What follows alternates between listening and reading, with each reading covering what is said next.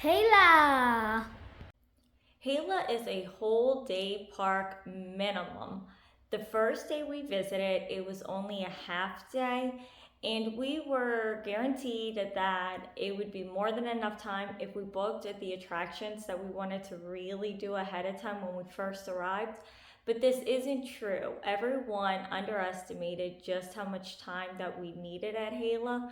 So the first day we did only spend a half a day, but we actually went back for a second full day to make sure we could hit all the attractions that we wanted to hit, and it was worth doing it that way.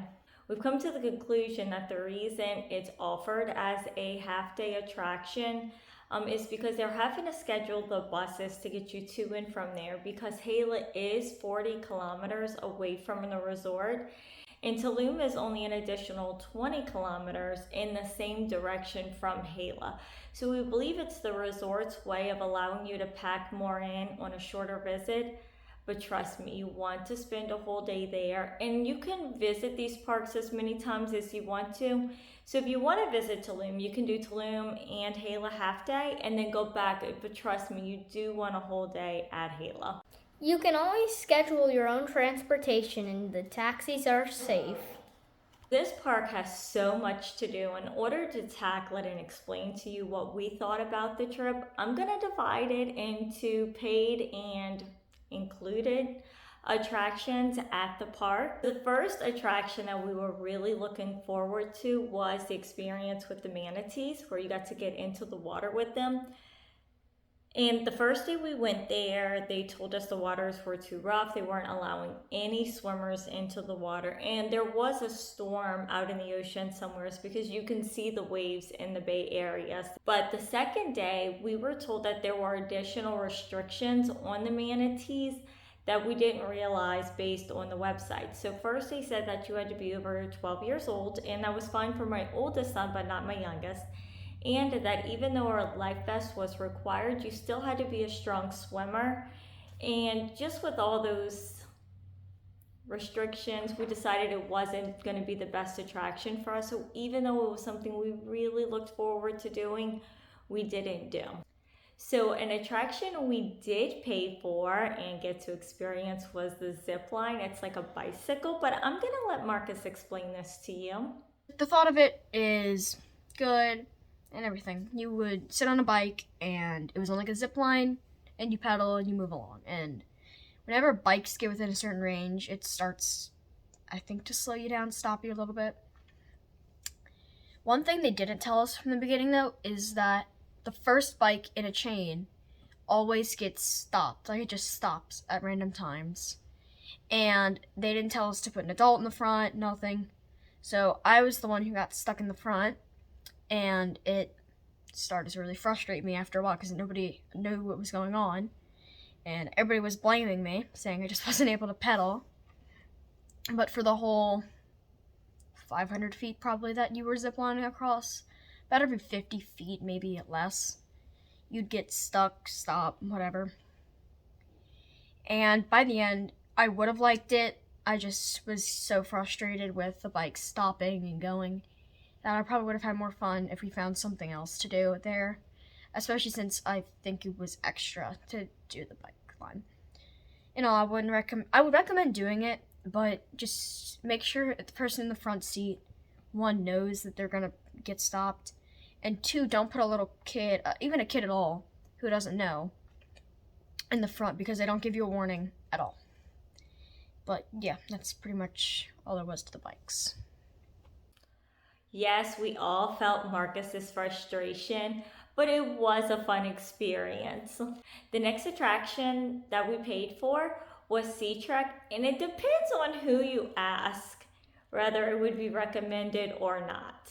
Personally, I enjoyed Sea Trek, but I wish I would have done it at a local zoo or an aquarium, because I know for a fact that our local aquarium, it is an option, and I don't feel like we got something unique out of this experience. It was loud, and in order to see the fish, they literally had to be touching your face mask or helmet or whatever it's called, just a few inches away from your face. And the fishes that you saw doing the sea trek wasn't any different than the fishes you would see going swimming somewhere else within the park. But let's get Nate's view on this. I would not recommend a sea trek. It was loud. My ears were puffing. If I stood down there any longer, I probably would have gotten a headache because the pressure was so high. My ears were constantly suctioning, and I know you say, just blow out. It just comes back a second later. So I would not recommend if anybody in your family is sensitive, but I hate it. It is the worst. 1 out of 10, do not recommend.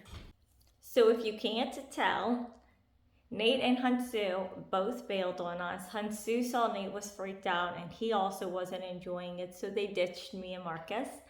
And Marcus was having, I think, more fun than he should have, but not for the right reasons. He was dancing on the bottom and being goofy, and he tripped on a rock. Luckily for him, when his helmet started filling up with water, there was a instructor close to us, and they were able to stand him back upright and get the water out of his helmet. So if you're gonna do it, just hold on to the rope and don't dance on the floor. For included attractions, let's talk the lazy river. And I know this is not a normal included attraction that we would talk about, but it is worth mentioning. It is dangerous, and for more reasons than one. So first of all, you have to wear a life vest even though you're on a raft. And I'm so thankful that the lifeguard made me do that because I didn't realize what we were signing up for. So not only is this the longest lazy river that I think I've ever been on, it would probably take about an hour if we actually rode it the whole way through. But it has the fewest exits to get off of it. It's hard to navigate once you're in the current and you are in the direct sun for most of that. So just keep all that in mind. The first time we were on this lazy river, the boys and I became separated from Hansu, and I thought he'd catch up with us, but it didn't seem like he was, and we were tired of swimming and worried about missing the bus on the way back to the hotel. So the boys and I actually grabbed onto the life rafts being dragged by a boat, like collecting them, and we were fussed at more than once and told to let go, but we were so tired of swimming because we were trying to meet this deadline. And then once we got out, we learned that Hansu struggled to get to a different exit, and we met up that way, but the whole process of trying to get out like that, it wasn't one of our better moments, I guess. And then the next day, like I said, we went there 2 days, the first day half and the second day a whole day. The second time we went back, we didn't get back into the lazy river to do the whole thing. There's these little activities along the way that are at a distance. It's part of the lazy river, but not really. But we actually saw another couple have to flag a lifeguard for help because the wife was so tired and the husband couldn't get her out of the water. So just do be aware that when you're signing up for it, you're signing up for a while, or you may need to be that person to flag for help. So as I was just mentioning, the lazy river has these activities along the way connected like with smaller bay areas. And one of those attractions that only Marcus did was cliff diving, and here's his view on that. One thing I really did enjoy though about Xel-Ha was the cliff diving, and what it was probably about a 20-foot drop at most. There were two separate areas, and neither of them had a very long line, maybe 5-10 people waiting in line. But it was nothing really you'd scan your bracelet, and it would take a picture. There was a lifeguard telling you 1, 2, so you knew that you'd get your picture while you were falling. And it's scary the first time you go, but once you understand that, well, it doesn't hurt you, you'll be fine. I had, like, a few times going on it, because the first time I was so scared. And then a few times later, I was just like, can I go again? Can I go again? And my little brother, scared to do it. You've probably seen him earlier. In all, I just enjoyed cliff diving. So another area that we saw was rope climbing, and this rope course was actually a course unlike the rope course at Xel-Ha Park. This one actually has different obstacles you go through, and we saw this online and thought it would be a lot of fun, but neither one of our boys got very far. Nathaniel actually didn't pass on to the second course, and I think Marcus maybe reached the third, and in total there were about 10 different courses, and they tried so hard, but truthfully this is geared for like much older teenagers and younger adults. But right next to the rope course was a different type of zip line, and this one is included, and it's not like a real zip line where you get harnessed up. This is one where you hold on to it or you sit on it. Marcus and Hansu decided to do the ones where you actually held onto a bar above your head, and Nate and I decided to do the zip lines where you sat down on, and all of them took you to the same area. So it was a lot of fun, and I was glad that they had the variety because the big boys could do something that was a little bit more risque, while Nate and I were able to sit and just enjoy the ride. So another included attraction that really had us eager to try Xel-Ha was the huge blue spiral slide. And if you've gone to their website, I'm sure you've already seen this spiral slide. And it was the one ride Marcus wanted to do of the whole trip. But here's his view. I don't think anybody's really being honest about this slide. The largest slide at the park, which can be seen for a couple miles out actually, it's pretty tall. And it seems to be, it's a spiral slide that it's made out to be its main attraction. It's a huge slide, probably about 150 feet up in the air whenever you get to the top. And this is one of the slides I was looking forward to because whenever they were booking the trip, they showed me the slide. I was so excited. We got to go down one of them. There's 2 slides. But one thing that really frustrated me was that for all this hype, the slide was, you went super slow and it just got you dizzy. Didn't even do anything. It's just a spiral going around. And the slide was going on for 30 seconds. You're not going fast. They tell you that most slides go the same speed, which they don't. That's just a blatant lie because me and my mother went by together. She doesn't like me trying big slides by myself and I didn't really want to. So she sat on the one to my right and I got out after the slide because it's like a big pool. And I thought something had happened because I was waiting for 15, 30 seconds before she came out her slide. I was like, oh, maybe just we got the slow slide. We decided to go on the slow slide this one because I saw a little kid going down it too. So we waited in line again because it wasn't too long the first time because we got there at a weird time. But then the second time we waited for about an hour, probably, maybe a little bit less. We went on the other one, same thing, but this time I knew, hey, it's just normal. But the most disappointing part was that walking up the stairs, you could feel the whole building shaking. And this was adrenaline inducing and it was scarier than the slide itself because you can feel the whole building moving left to right. While Marcus and I were busy doing the slide, Nate had no interest in doing it. Hansu took him to do something a little different and maybe not so encouraged. Here's the clever trick Hansu and Nate came up with. Me and my dad found out a trick where we would find chips, preferably corn chips. It worked better with corn chips. They liked them more. And my dad got like 5 bags of corn chips, hid them in his swimsuit, and then whenever he was in the water, he took them out and then he just busted them open.